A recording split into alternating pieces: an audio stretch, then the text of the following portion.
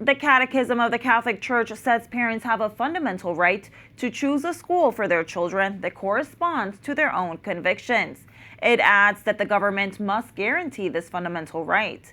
EWTN Vatican journalist Zofia Czubak has more from Rome on one group's efforts to push for education for all and the saint who inspires their work.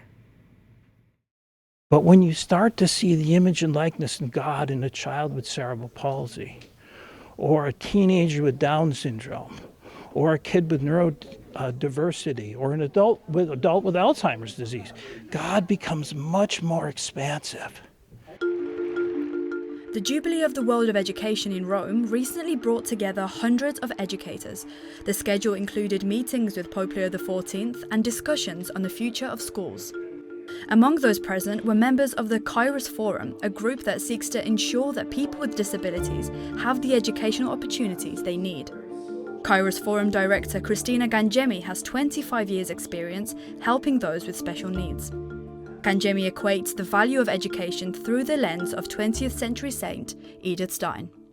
But it's about the recognition and the understanding of a person's value and the way in which, as one of our professors said today, the way in which we have to look beyond the verbal, the typical way of doing things, and look down into the spirit of the person. The international meeting in Rome focused on how we can create an educational environment that embraces people with disabilities and learning difficulties.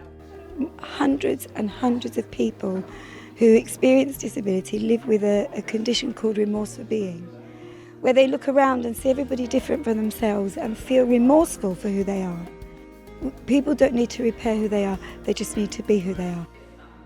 Professor Angela Bello, one of the speakers at the event, shared her interest in Edith Stein's philosophy and the saint's interpretation of the human being. Because she starts from our experience, our inside experience, lived experience, and the result of her investigation is the tripartition of the human being. That is our body. Naturally, we feel, perceive our body.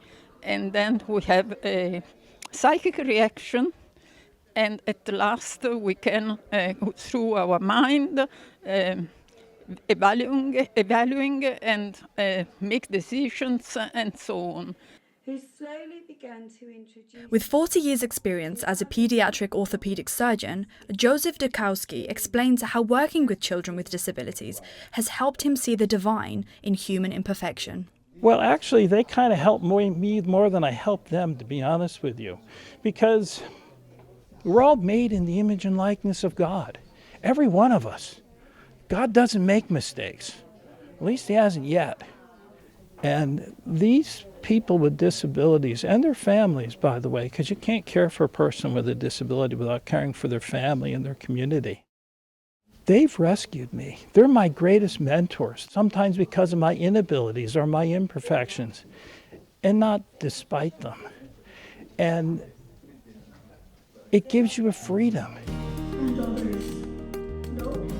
Real change starts when we see the worth in every person and focus on what they are capable of instead of what they are not.